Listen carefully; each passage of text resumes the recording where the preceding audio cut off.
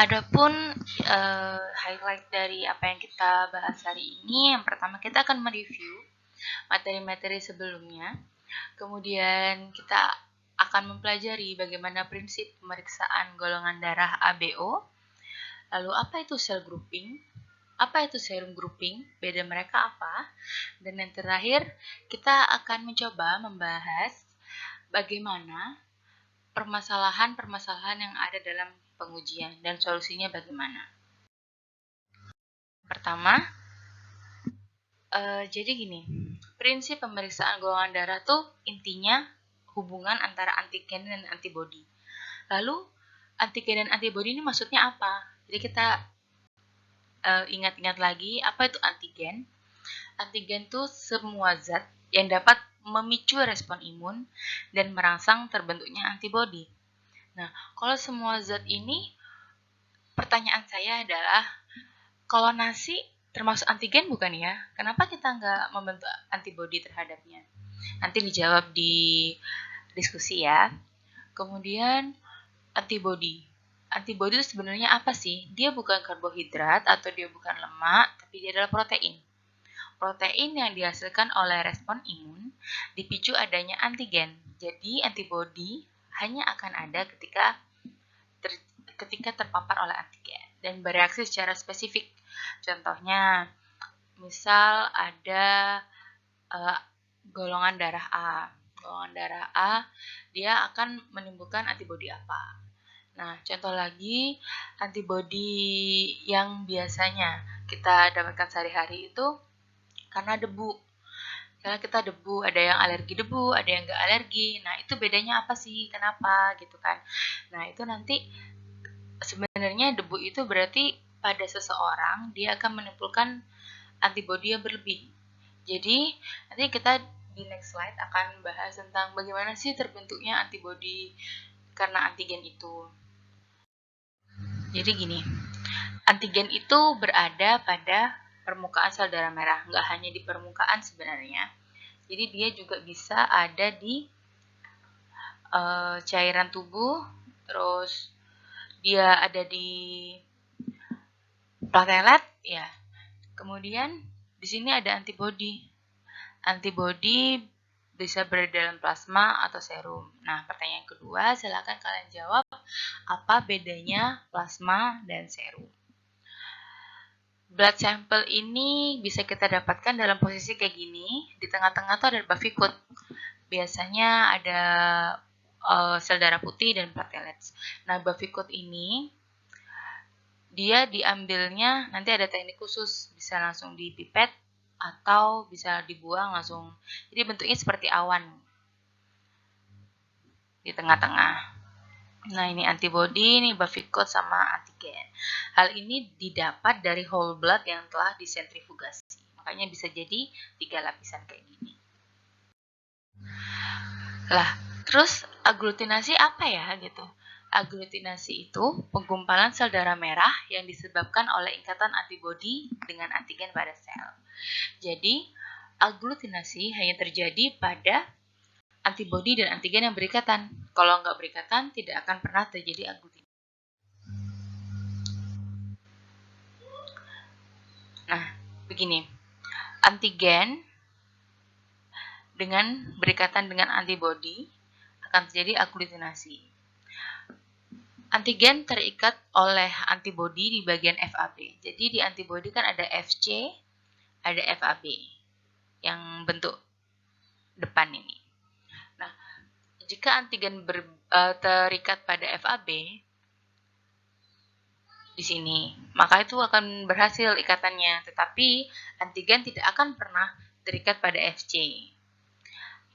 Antigen ini terikat pada FAB-nya. Ini antibodi ini juga terikat, ini juga terikat. Nah, sistem golongan darah ABO ini ditemukan karena anti A dan anti B adalah bagian utama dari imunoglobulin M atau biasa disingkat IgM. Hal ini dapat menimbulkan reaksi aglutinasi secara langsung. Berbeda dengan sistem golongan darah RH atau rhesus yang merupakan bagian kecil dari imunoglobulin G atau IgG, sehingga tidak dapat terjadi aglutinasi secara langsung. Ikatan antara antigen dan antibodi yang membentuk kompleks imun harus terjadi secara spesifik. Kemudian, apakah kalau semisal ikatannya itu banyak, kompleks imunnya akan semakin banyak? Nah, bisa jadi karena jika ada antigen yang terikat oleh antibodi, maka akan terjadi aglutinasi. Yang berbahaya adalah jika kompleks imunnya itu terlalu banyak melebihi kapasitas sel itu sendiri, maka bisa jadi hemolisis. Faktor pengaruh aglutinasi itu apa saja sih? Yang pertama ada tahap sensitisasi, yang kedua ada tahap aglutinasi. Nah, tahap pertama ini adalah antibodi yang mengikat antigen di permukaan sel darah merah, sehingga terjadi pengenalan imunologi antara antigen dan antibodi. Jadi sensitisasi namanya sensitisasi. Jadi dia tuh awalnya pengenalan dulu. Nah, ikatan antara antigen dan antibodi terjadi secara acak. Kenapa acak? Karena kan antigen sama antibodi nggak bisa milih. Aku mau sama kamu, aku mau sama dia, gitu kan nggak bisa. Jadi dia secara acak.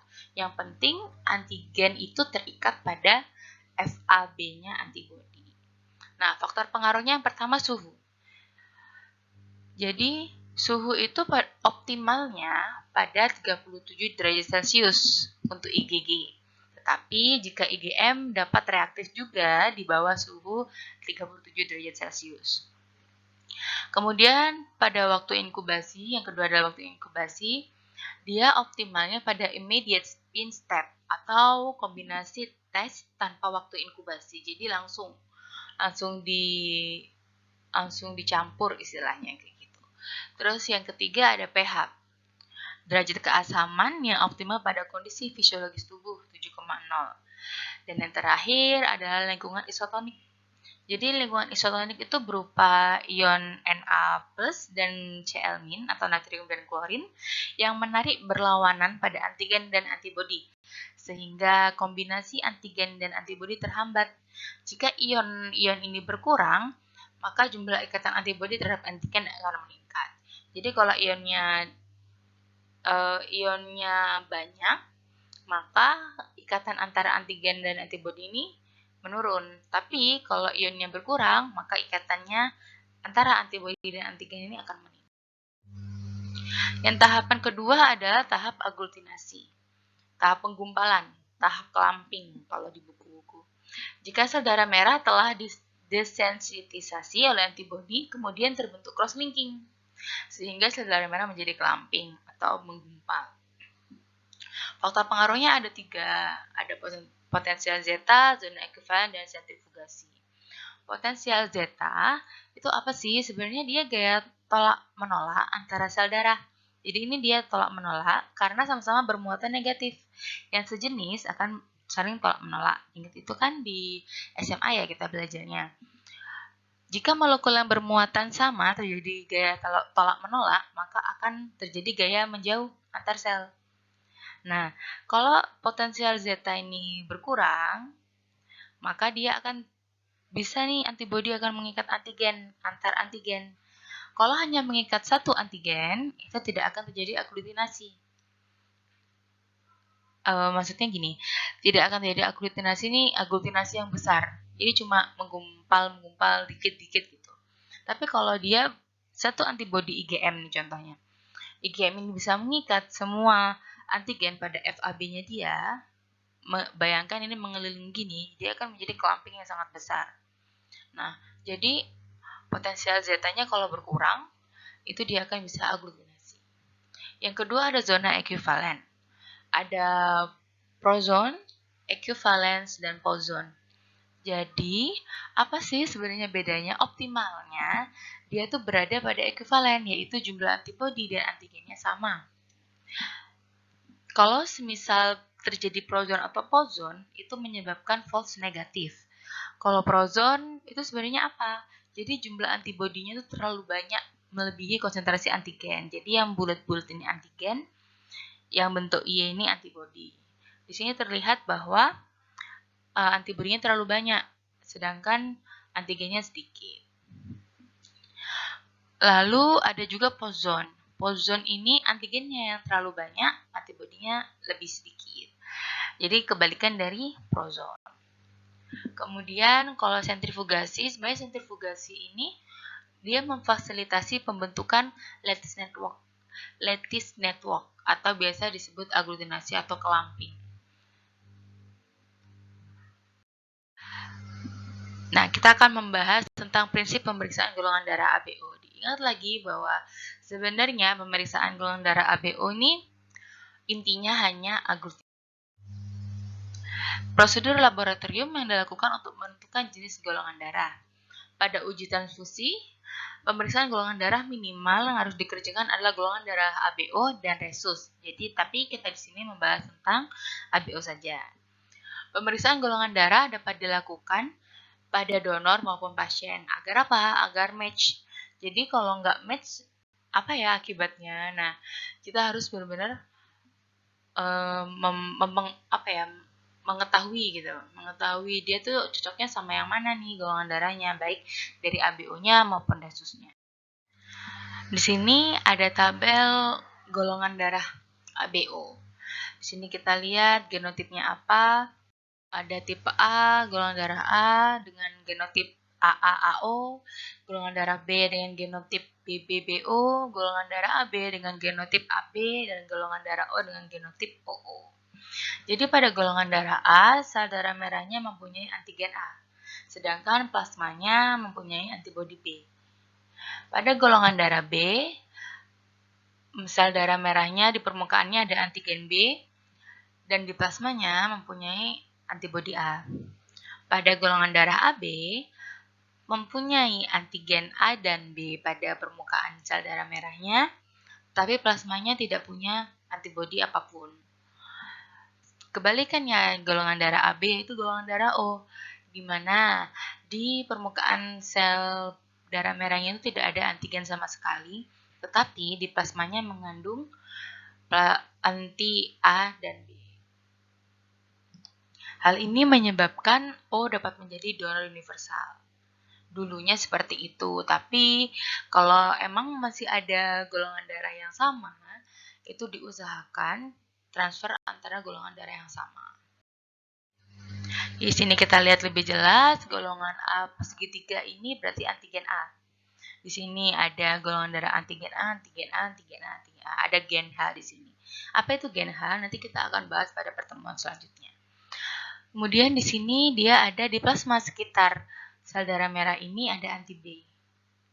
Nah, kalau di golongan darah B, kita lihat di sini sel darah merahnya mempunyai antigen B. Ini yang bulat-bulat, yang kotak-kotak biru ini.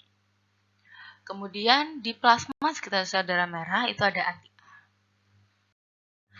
Pada golongan AB sama, dia mempunyai antigen A dan antigen B pada permukaannya.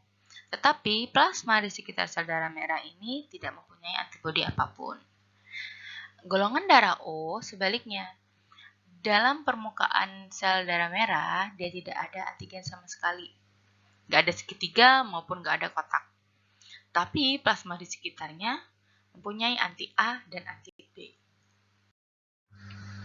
Lalu, apa itu sebenarnya cell grouping? Cell sendiri itu adalah atau biasa disebut forward grouping. Dia mendeteksi antigen sel darah merah dengan cara menambahkan anti A dan anti B. Jadi prosedur pemeriksaannya itu, jadi kita meneteskan nih anti A, anti B, anti AB, masing-masing pada tabung yang bersih dan kering ya, dilabelin tabelnya. Kemudian tambahkan pada masing-masing tabung ini sel darah merah. Suspensi sel darah merah 2-5%. Lalu setelah itu disentrifugasi. Fungsinya untuk apa? Untuk mencampur dengan baik, jadi dia memfasilitasi aglutinasi itu. Jika hasilnya terus bagaimana? Jika ada suspensi dengan sel baik, maka akan mengendap pada dasar tabung. Lihat, jadi hasilnya itu kita hanya melihat ada atau tidaknya aglutinasi. Interpretasi hasil itu secara subjektif. Jadi kita benar-benar ngelihat itu clumpingnya seperti apa. Pada semua tabung dilihat. Nah, misalnya seperti ini. pada golongan darah. Jadi ketika direaksikan dengan anti A, dia positif. Maka antigennya yang berada dalam sel darah itu adalah A.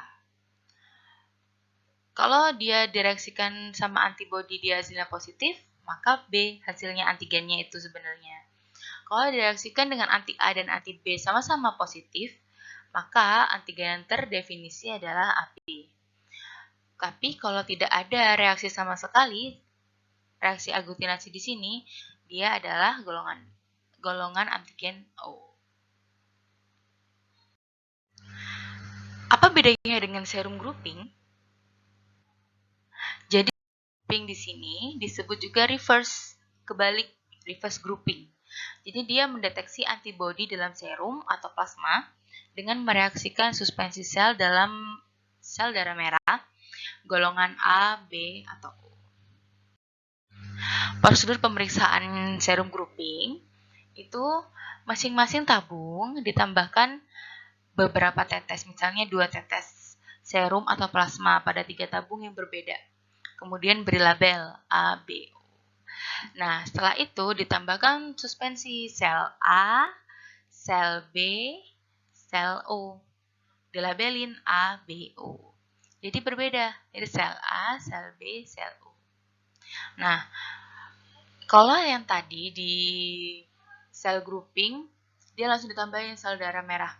Dia dicek tuh antigennya apa. Tapi kalau ini sudah jelas, dia sel darah A yang dicampurkan, sel darah B yang dicampurkan, sel darah O yang dicampurkan. Jadi, beda tabung ini beda sel darah.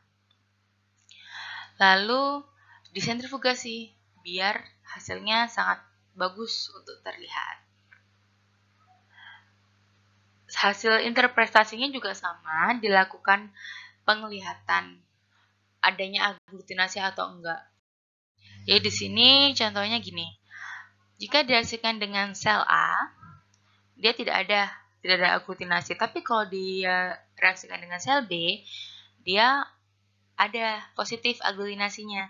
Maka antibodinya si tabung ini, yang dalam tabung ini, adalah anti B. Kalau direaksikan dengan sel A, dia positif, maka antibodinya adalah anti A. Jika tidak ada dua-duanya, maka bukan anti A dan bukan anti B. Artinya apa? Dia golongan antigen AB. Dan terakhir, jika direaksikan dengan sel A dan sel B, dia akan terdefinisi sebagai antibodi anti A dan anti B.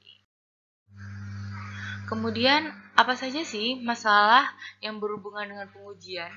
Selain masalah karena kemarin kita belajar systemic error, random error gitu. Nah, si sel darah merahnya ini bermasalah nggak ya kalau diuji? Kita cek. Jadi, pada sel grouping, ini sel grouping, ini serum grouping, permasalahannya banyak, beberapa contohnya seperti ini. Jadi pada sel grouping ini adanya keberadaan ekstra antigen. Permasalahan yang ditimbulkan karena individu golongan darah A dengan acquired antigen B, nanti kita bahas ini pada pertemuan selanjutnya. Jadi emang ada materi khusus tentang ini. Kemudian ada juga dikarenakan fenotip BA dalam kurung, yaitu kelompok B yang bereaktif terhadap reagen antigen A, karena gen B mentransfer immunodominan sugar berupa fukosa untuk antigen B dan antigen A. Jadi dia berbagi sugar. Nah, jadi dia harusnya hanya fenotip B, karena dia berbagi dengan A juga, maka dia terdeteksi untuk bereaksi terhadap A. Kemudian adanya poliaglutinasi, yang kalau terjadi poliaglutinasi ini bisa membentuk kompleks imun. Kompleks imun ini bisa mengaktifkan membran attack kompleks. Semoga masih ingat ya tentang hal itu di materi sebelumnya. Jadi membran attack kompleks ini akan melubangi sel darah merah. Intinya gitu. Sel darah merah ini kemudian dia akan hemolisis jika terjadi lubang. Ternyata terbentuk lubang.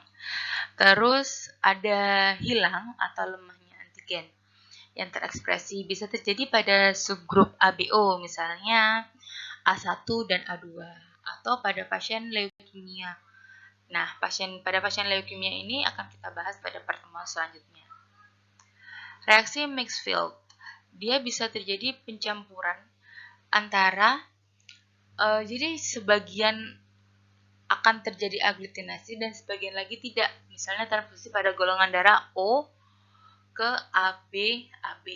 Jadi makanya tidak disarankan lagi terjadi transfusi yang berbeda. Misalnya dari O ke A, yang disarankan adalah A ke A, B ke B, O ke O. Seperti itu. Biar dia tidak terjadi kesalahan seperti ini. Dia ada yang aglutinasi, ada yang enggak. Nah, itu akan menyebabkan proses pembentukan kompleks imun itu tidak sempurna. Pada serum grouping, dia juga bisa terjadi permasalahan. Ditemukannya misalnya contohnya, sebagian besar ekstra antibodi karena tidak adanya antibodi yang diharapkan. Misalnya alloantibody yang direaksikan pada suhu di bawah 37 derajat Celcius, maka dia dinamakan cold alloantibody. Kemudian sel screening menggunakan kelompok reagen O untuk mendeteksi antigen A dan anti B. Tetapi reaktivitas serum ABO akan dieliminasi oleh reaksi antar sel di kelompok O itu sendiri. Nah, IVIG ini intravenous immunoglobulin. Jadi ada penyakit tertentu namanya intravenous immunoglobulin. Kemudian hilangnya atau lemahnya antibodi juga bisa dikarenakan misalnya bayi baru lahir atau adanya terapi imunosupresi pada penderita kanker atau dia sepuh.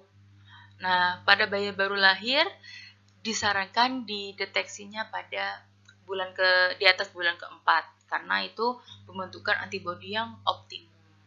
Jadi kita ingat lagi kenapa bayi baru lahir itu minimal 4 bulan itu hasilnya baru akurat, karena antibodi yang terbentuk juga bisa terbentuk karena adanya paparan antigen yang berlebih. Tapi kalau antibodi ABO pada golongan darah sebenarnya dia bisa deteksi dari genetik dari orang tua, tapi disarankannya lebih dari 4 bulan biar hasilnya lebih akurat. Terima kasih atas perhatiannya. Wassalamualaikum warahmatullahi wabarakatuh.